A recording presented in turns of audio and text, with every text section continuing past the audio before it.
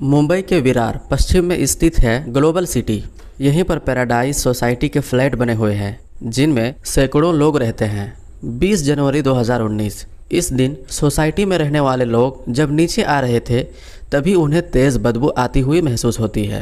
वैसे तो यह बदबू पिछले 2 दिनों से महसूस हो रही है, लेकिन उस दिन बदबू बर्दाश्त के बाहर थी। कई दिन से बदबू की वजह से लोग नाक बंद करके चले जाते थे। उन्हें यह पता नहीं लग रहा था कि आखिर ये दुर्गंध आ कहाँ से रही है। सोसाइटी के गार्डों ने भी इधर उधर देखा कि कहीं कोई बिल्ली या कुत्ता तो नहीं मर गया, पर ऐसा कुछ नहीं मिला। 20 जनवरी को 11 बजे के करीब सोसाइटी के लोग इकट्ठा हुए और यह पता लगाने में जुट गए कि आखिर बदबू कहाँ से आ रही है। थोड़ी देर के बाद कोशिश करने पर उन्हें पता चला कि यह बदबू और कहीं से नहीं बल्कि सेप्टिक टैंक के चैम्बर से आ रही है। किसी फ्लैट की टॉयलेट का पाइप बंद है।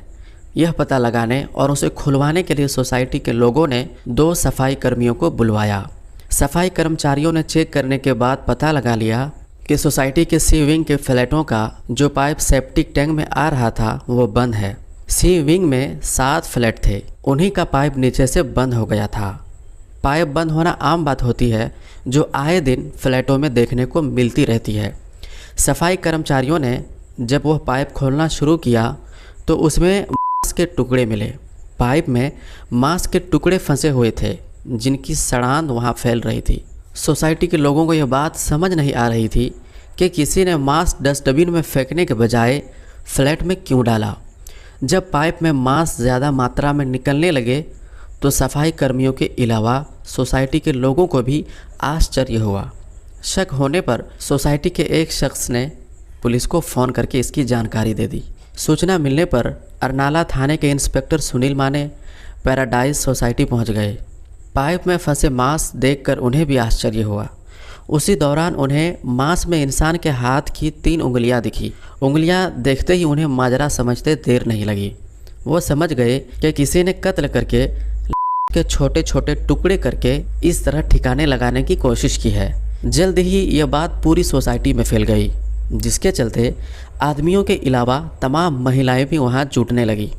मामला सनसनीखेज था, इसलिए इंस्पेक्टर माने ने फ़ोन द्वारा इसकी सूचना पालघर के एसपी गौरव सिंह और डीवाईएसपी जयंत बजबले के अलावा अपने थाने के सीनियर इंस्पेक्टर घनश्याम अढ़ाव को दे दी।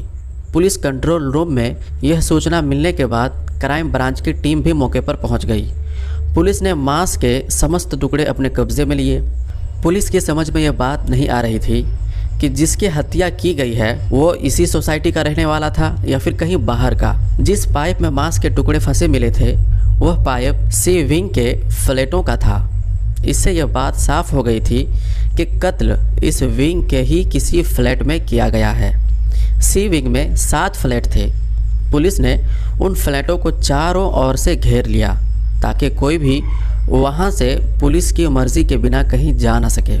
फॉरेंसिक एक्सपर्ट की भी टीम बुला ली गई थी। वरिष्ठ पुलिस अधिकारियों की मौजूदगी में पुलिस ने उन सभी फ्लैटों की तलाशी शुरू कर दी।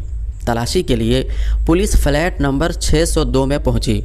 वह फ्लैट बाहर से बंद था। लोगों ने बताया कि वैसे तो इस फ्लैट का मालिक पूनम टपरिया है, लेकिन कुछ दिनों पहले उन्होंने यह फ्लैट किशन शर्मा उर्फ पिंटू के नाम के एक आदमी को किराए पर दे दिया था। वही इसमें रहता है। किशन शर्मा उस समय वहां नहीं था, इसलिए सोसाइटी के लोगों की मौजूदगी में पुलिस ने उस फ्लैट का ताला तोड़कर तलाशी ली तो वहां इंसान की कुछ हड्डियां मिली। इससे यह बात तो साबित हो गई कि कत्ल इसी फ्लैट में किया गया था। कत्ल किसका किया गया था यह जानकारी किशन शर्मा से पूछताछ के बाद ही मिल सकती थी। बहरहाल पुलिस ने मांस के टुकड़े, हड्डियां आदि अपने कब्जे में ले ली। थोड़ी कोशिश करके पुलिस को किशन शर्मा उर्फ पिंटू का फ़ोन नंबर भी मिल गया था। वो कहीं फरार ना हो जाए इसलिए पुलिस ने बड़े रेलवे स्टेशनों, बस अड्डे व हवाई अड्डे पर पुलिस की टीम भेज दी। इसके अलावा सीनियर पुलिस इंस्पेक्टर घनश्याम अढ़ाव ने किशन शर्मा का मोबाइल नंबर मिलाया। इत्तेफाक से उसका नंबर मिल गया। उन्होंने अपनी पहचान छिपाते हुए किसी बहाने से उसे एक जगह मिलने के लिए बुलाया। उसने आने के लिए हाँ कर दी तो वहाँ पुलिस टीम भेज दी गई। वो आया तो सादा लिबास में मौजूद पुलिसकर्मियों ने उसे दबोच लिया। 40 साल का किशन शर्मा को हिरासत में लेकर पुलिस थाने लौट आई। एसपी गौरव सिंह की मौजूदगी में जब उससे उसके फ्लैट नंबर 602 में मिली मानव हड्डियों और मांस के बारे में पूछताछ की गई तो थोड़ी सी सख्ती के बाद उसने स्वीकार कर लिया कि उसने अपने 58 साल के लंगोटिया यार गणेश विट्ठल कोलटकर की हत्या कर दी। पुलिस ने मृतक के शरीर के अन्य हिस्सों के बारे में पूछताछ की तो किशन ने बताया कि उसने गणेश के करीब 500 टुकड़े किए थे। कुछ टुकड़े टॉयलेट में फ्लश कर दिए और कुछ टुकड़े ट्रेन से सफ़र के दौरान फेंक दिए थे। किशन के अनुसार उसने सर के अलावा हड्डियां भायंदर की खाड़ी में फेंकी थी। गणेश विट्ठल किशन शर्मा का एक बहुत ही गहरा और अच्छा दोस्त था। तो आखिर ऐसा क्या हुआ कि उन दोनों के बीच में दुश्मनी हो गई, और दुश्मनी भी ऐसी कि किशन शर्मा ने उसकी हत्या कर लाश का कीमा बना डाला। इस बारे में पुलिस ने किशन शर्मा से पूछताछ की तो इस हत्या कांड की दिल दहला देने वाली कहानी सामने आई। किशन शर्मा मुंबई के सांताक्रुज इलाके की राजपूत चाल के कमरा नंबर 4/13 में अपनी पत्नी और 2 बच्चों के साथ रहता था। उसने मुंबई विश्वविद्यालय से मानव शरीर रचना एवं क्रिया विज्ञान में सर्टिफिकेट कोर्स किया था, लेकिन अपने कोर्स के मुताबिक उसकी कहीं नौकरी नहीं लगी तो वो शेयर मार्केट में काम करने लगा। करीब 8 महीने पहले उसकी मुलाकात थाने ज़िले के मीरा रोड की आविष्कार सोसाइटी में रहने वाले गणेश विट्ठल कोलटकर से हुई, जो बाद में गहरी दोस्त में तब्दील हो गई। गणेश की अपनी छोटी सी प्रिंटिंग प्रेस थी। एक दिन गणेश ने किशन शर्मा से कहा कि अगर वो प्रिंटिंग प्रेस के काम में 1 लाख रुपया लगा दे तो पार्टनरशिप में प्रिंटिंग प्रेस का धंधा किया जा सकता है। किशन इस बात पर राज़ी हो गया और उसने 1 लाख रुपये अपने दोस्त गणेश को दे दिए। इसके बाद दोनों दोस्त मिलकर धंधा करने लगे। किशन मार्केट का काम देखता था और कुछ दिनों तक तो दोनों की साझेदारी ईमानदारी से चलती रही, पर जल्द ही गणेश के मन में लालच आ गया। वो हिसाब से हेरा फेरी करने लगा। किशन को इस बात का आभास हुआ तो उसने साझेदारी में काम करने से मना करते हुए गणेश से अपने 1 लाख रुपये वापस मांगे। काफ़ी कहने के बाद गणेश ने उसके 40,000 तो वापस कर दिए, लेकिन 60,000 रुपये वो लौटाने का नाम ही नहीं ले रहा था। किशन जब भी बाकी पैसे मांगता तो वो कोई ना कोई बहाना बना देता। वो उसे लगातार टालता रहता। इसी दौरान किशन को सूचना मिली कि गणेश 56 साल की उम्र में शादी करने वाला है। इस बारे में किशन ने उससे बात की तो गणेश ने साफ कह दिया कि अभी उसके पास पैसे नहीं है, पहले वो शादी करेगा, इसके बाद पैसों की व्यवस्था हो जाएगी तो दे देगा। गणेश की यह बात किशन को बहुत बुरी लगी। वो समझ गया कि गणेश के पास पैसे तो हैं लेकिन वो देना नहीं चाहता, लिहाजा उसने दोस्त को सबक सिखाने की ठान ली।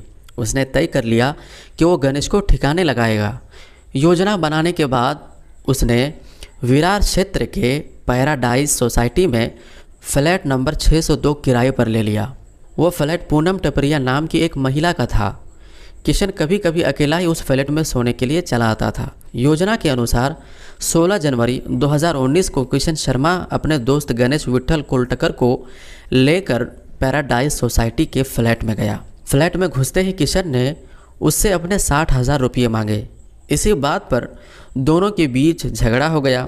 झगड़े के दौरान किशन ने कमरे में रखा डंडा गणेश के सर पर दे मारा। एक ही प्रहार में गणेश फर्श पर गिर गया। कुछ ही देर में उसकी मौत हो गई। गणेश की मौत हो जाने के बाद किशन के सामने सबसे बड़ी समस्या उसकी लाश को ठिकाने लगाने की थी। इसके लिए उसने assistant police inspector Ashwin Bidre गोरे की हत्या से संबंधित जानकारियां इकट्ठा की ताकि पुलिस को आसानी से गुमराह किया जा सके। उसने यूट्यूब पर भी डेड बॉडी को ठिकाने लगाने के लिए वीडियो देखे। उनमें से एक वीडियो पसंद आया जिसमें लाश को छोटे छोटे टुकड़ों में काट कर उन्हें ठिकाने लगाने का तरीका बताया गया था। यह तरीका उसे आसान भी लगा क्योंकि वह मानव शरीर रचना एवं क्रिया विज्ञान की पढ़ाई कर चुका था। इसके लिए तेज़ धार की चाकू की ज़रूरत थी। तो किशन शर्मा सांताक्रुज के इलाके के एक दुकान से बड़ा सा चाकू और चाकू को तेज़ करने वाला पत्थर खरीद लाया।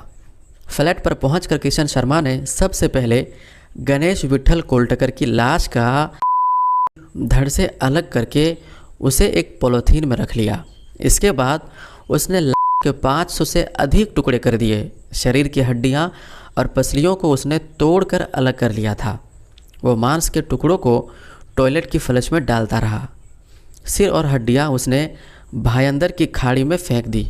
कुछ हड्डियां उसने पॉलीथीन की थैली में भरकर ट्रेन से सफ़र के दौरान रास्ते में फेंक दी थी। उसका फ़ोन भी उसने तोड़कर फेंक दिया था। उधर गणेश विट्ठल कई दिनों से घर नहीं पहुंचा तो उसकी बहन अंधा गोखले परेशान हो गई। उसने भाई को फ़ोन करके बात करने की कोशिश की, लेकिन उसका फ़ोन बंद मिला। फिर वो 20 जनवरी को मीरा रोड के नया नगर थाने पहुंची और पिछले 4 दिनों से लापता चल रहे भाई गणेश विट्ठल की गुमशुदगी की रिपोर्ट दर्ज कराई। पुलिस ने किशन शर्मा से पूछताछ के बाद गणेश विट्ठल का सिर बरामद करने की कोशिश की, लेकिन वो नहीं मिला। अंततः ज़रूरी सबूत जुटाने के बाद हत्यारोपी किशन शर्मा को न्यायालय में पेश करके जेल भेज दिया गया। पुलिस मामले की तफ्तीश कर रही है। वैसे दोस्तों, इस तरह की रियल क्राइम स्टोरीज अगर आपको अच्छी लगती है, जो कि हमें लाइफ में बहुत कुछ सिखा जाती है, तो कृपया करके आप हमारे वीडियो को लाइक करके हमारे चैनल को सब्सक्राइब ज़रूर कर लें, और हो सके तो इस वीडियो को अपने ज़्यादा से ज़्यादा दोस्तों के साथ ज़रूर शेयर करें। मिलता हूँ मैं आपसे अगले वीडियो में, तब तक के लिए अपना और अपनों का ख्याल रखें।